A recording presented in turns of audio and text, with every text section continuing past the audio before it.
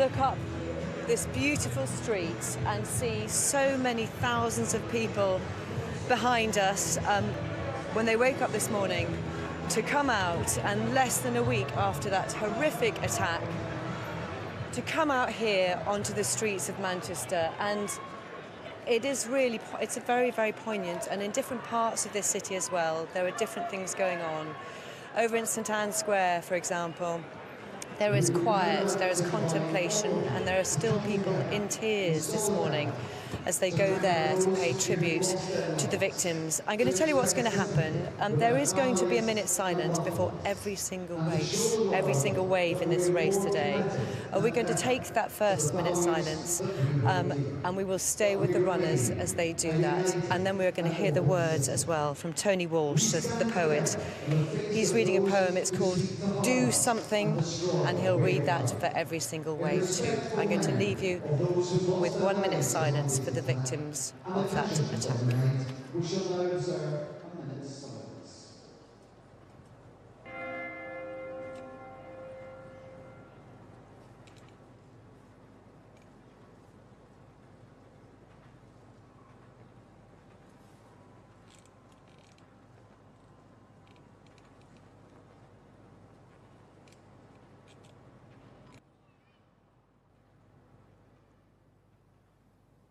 Thank you, Manchester.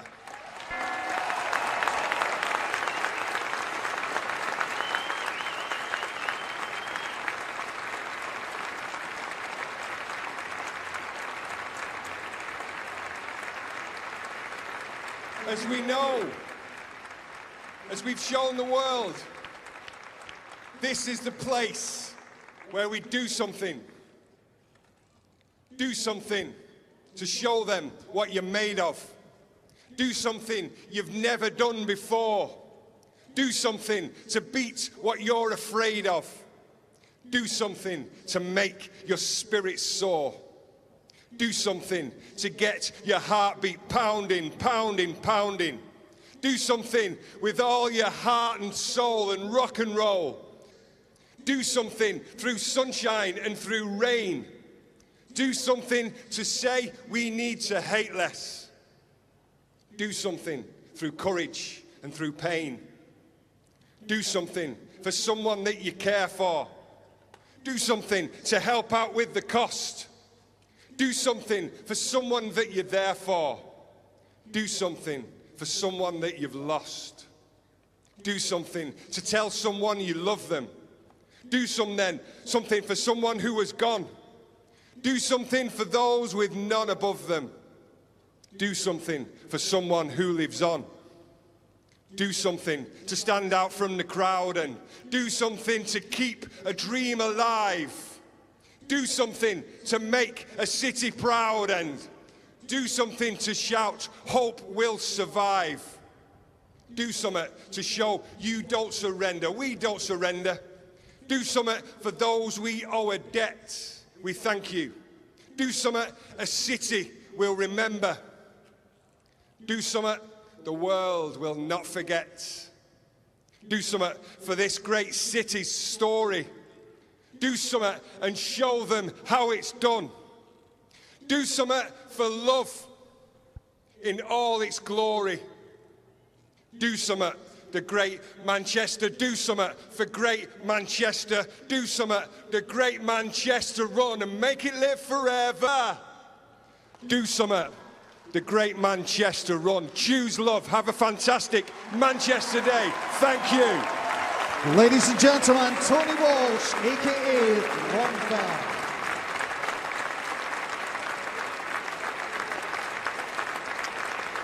Well, inspiring words from Tony Walsh. Lots has been written and said this week about the resolve of the people of Manchester. But now it's their chance to show their unity and their determination to carry on. It will begin one step at a time, but they will move forward. And today, they all move forward together, individually, but as one. It's all about the 35,000 taking part and the rest of the city hosting them. But they will also appreciate the elite athletes at the front. Here we go, the great Manchester Run.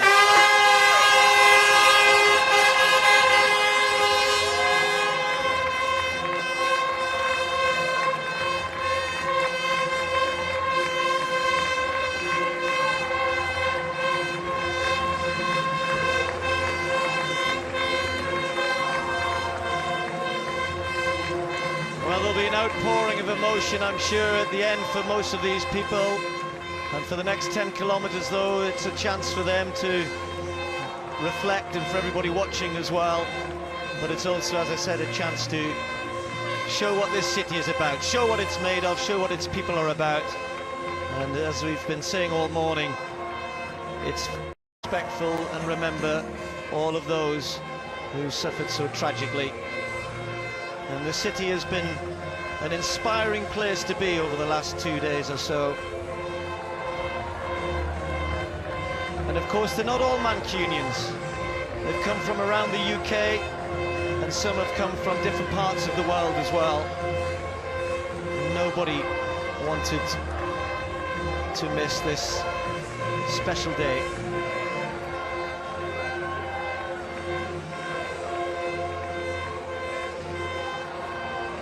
And a special word should be given not only to those who organise the event, and of course it's been a week of a lot of hard work for people, but I think what everybody is saying, it's as ever, the emergency services who were challenged so much this week, but of course then also are a big part of a day like today. And so many thanks going to them from all of these people, and I'm sure people watching as well.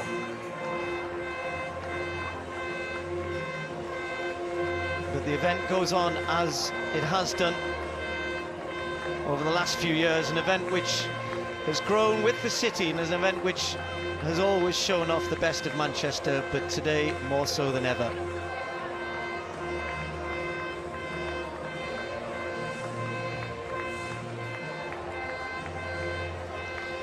Well, Paula, you said you were out running this morning. Well, this is the front of the men's race. Didn't really get the chance to talk about the elite runners, but that's Dathan Ritzenhein, the very good American.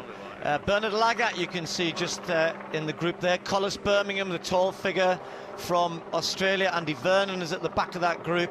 And then Wilson Kipsang, the winner of London Marathon in the past, won Tokyo Marathon earlier on this year. Won't be contesting the World Championships, actually. And I think that's Stephen Makoka in there as well.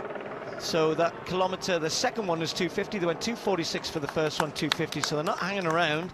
And Ritzenheim obviously deciding the good policy for him today is to get out there and lead this. Well, it's pretty much the way that Dathan Ritzenhein runs most of his races, is to really gut it out, to get out there, to go to the front. He, I guess, as a runner, really does kind of personify that Manchester fighting spirit we were talking about. He lays it all on the line, and into his pretty strong headwind, he is pushing hard in this race and dragging the others with him. Well, early stages of the men's race, Tirnesh Barber heading down the dual carriageway in the opposite direction, but Andy Vernon has dropped off rather sadly. Andy, who will be running in Hengelo in a couple of weeks' time to try to get the 10,000 metre qualifying time for the World Championships. So they're approaching halfway, the men. At the men's race, and it's still Dathan Ritzenhein pushing on hard here.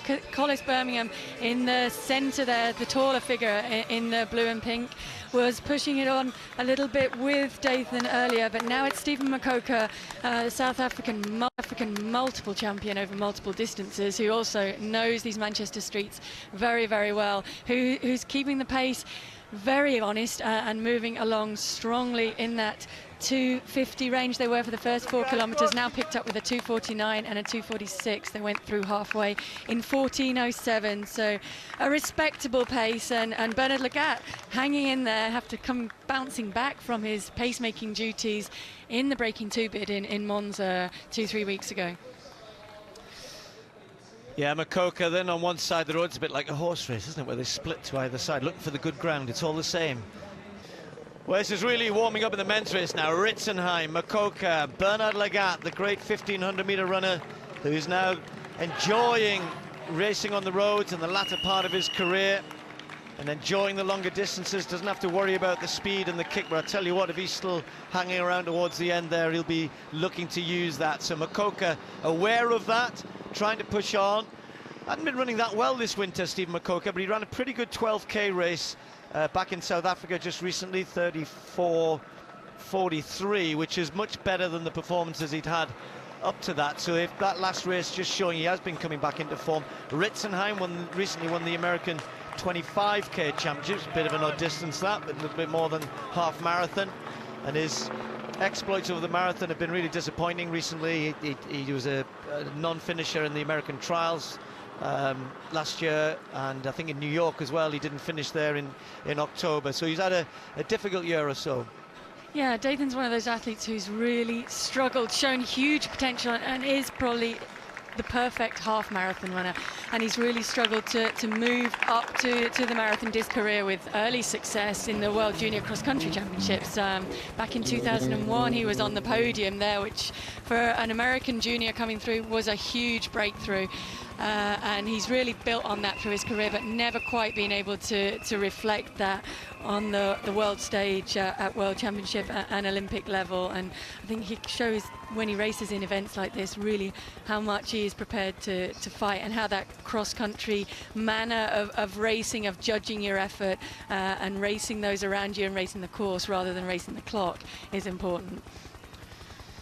Well, he's trying to break that group up there. Lagat looks very comfortable. He's been having a little look around. He's been watching the athletes going in the opposite direction and looking relaxed. And I think the other two are aware of that. Makoka had a little bit of a push. Now Ritzenhein really wanting to go here. And to me, it's Lagat is the one looking most comfortable at this stage. Yeah, I think so. Well, I mean, if you told you coming into a 10K, you'd do a workout of 3 by 5K in between 14.7 and 14.10, you'd think that was a pretty good workout, wouldn't you? He did that pace in the breaking too. But he did say there that he would push on hard against Kipchoge in the closing stages and make him race to the line and really help him as much as possible as he could there. And he was viewing it as good training. He was already talking about coming here and wanting to race and perform well here. And I think it's a little bit of an enjoyment. Well, it's always been enjoyment for Bernard Lagat, but it's an enjoyment year for him in terms that he can pick those events that really mean something to him and go there and race and enjoy doing that, and he's very much doing that here today. But the guys around him will be very aware that he's sitting in the middle there, and he is by far the quickest finisher of the three.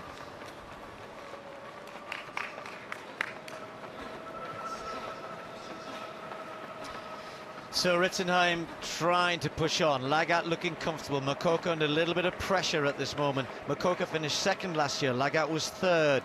Stephen Sambu won the race. But it could be Ritzenhein this year. Will they finish second and third to somebody else? Or will Lagat get a victory here? Kipsang fourth, and then Collis Birmingham fifth. Well, there's been a little bit of a break now. Makoka, as we suspected, was the first to fall off that group of three. Kipsang went first, then Makoka, and Ritzenhein is really applying the pressure here. He knows the danger that Bernard Lagat possesses in terms of his kick ability, even though Bernard's, you know, in the, shall we say, the twilight of his track career, if he still manages to run on the track. But Lagat there just hovering, isn't he? He's working hard, but he knows every step it's moving into his territory, because when they get into the last 200 meters, I'll be surprised if Ritzenhein can break him, but he's trying his best here. Yeah, I mean, Dathan Ritzenhein isn't any slouch. It's just that Bernard Lagat is very, very fast. But at the end of a 10 kilometers, it's a little bit different, certainly on the road, to finishing a 1,500 meters or 5,000 meters on the track. So Dathan working as hard as he can. He sees the 9 kilometer marker there, so he knows he's got less than 3 minutes of running now to just try everything that he can, throw everything that he can at Bernard Lagat to try and shake him off and just get a little bit of daylight, because if he's still sitting on his shoulder or moving alongside him as he's threatening to do now, coming into the straight here on Deansgate, then Dathan's in trouble. But when you've run as fast as 1,500, the mile, 5,000 meters, he's world champion at 1,500 and 5,000 in the past, Olympic silver medalist at 1,500 meters, and showing though that, you know, all 1,500 meter runners are endurance athletes. He would never have taken the best on over 10,000 meters on the track, but on the roads at this sort of pace, he's definitely competitive.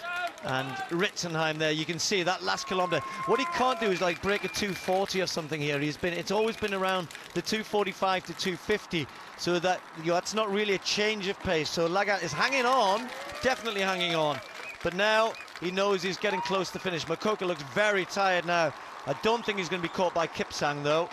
Well, it could be Birmingham who catches him though. Kipsang not going so well, but Collis Birmingham rallying in the latter stages and got Makoka in his sights. So the tall Australian, who hasn't raced all that much in 2017, is chasing down for third. But look at this. Well, Lagat can't hang on. Ritzenheim's done what he's been trying to do for the last 2 kilometers. He's broken him. And that's reward for Dathan Ritzenhein. If you'd looked at their expression on their faces, and he's not got this one yet, Lagat is still fighting hard. But the look of determination on the face of Dathan Ritzenhein is totally different to that on the face of Bernard Lagat. He was working hard, but you just couldn't see it reflected in his face. And you can see on Dathan Ritzenheim how much this means to him. I mean, he's had a turbulent last couple of weeks for Dathan Ritzenhein. He's had a lot of things going on back in the US, so he's probably happy to come here and to let his feet and legs do the Ritzenheim of the USA, he hasn't had an awful lot to cheer in the last 12 months or so, but he had a big win in the American Road Championships, and here he's come to Manchester on this emotional day, and what a win it is going to be for him. He keeps checking behind because he's expecting Lagat to charge, but he's not going to do that. It's going to be the American who comes home to win the Great Manchester 10K. Dathan Ritzenhein is this year's champion. 28.06 the winning time. Great performance from him, a good front-running performance from Ritzenheim. Lagat takes second place, one better than he finished last year, and he thought he was going to be able to hang on for the kick, but he couldn't. Makoka just hangs on for third, ahead of Collis Birmingham, and then the great marathon champion Wilson Kipsang taking 5th place. Last kilometre was 2:50, I'm being told, which it's slightly uphill. Andy Vernon just crossing the line there, like 30 seconds behind the winner, but that meant a lot, I think, to Dathan Ritzenheim, Paula, and you will have enjoyed that. Person at the front, running hard, getting rid of the kicker. Yeah, we're just looking at him there, just showing Brendan Foster how much it means to him to come here. I think he's raced here a couple of times, Dathan, but he's not actually won here before, and so to be able to come here to start his summer campaign, but he has been racing very well on the roads so far in the States this year already, but to celebrate that with a victory over a tough field. I mean, he beat well by making it a race to his strengths here today and running strongly out there and really pushing and taking the race to him, and being able to come away with a victory means a huge amount to Dathan Ritzenhein.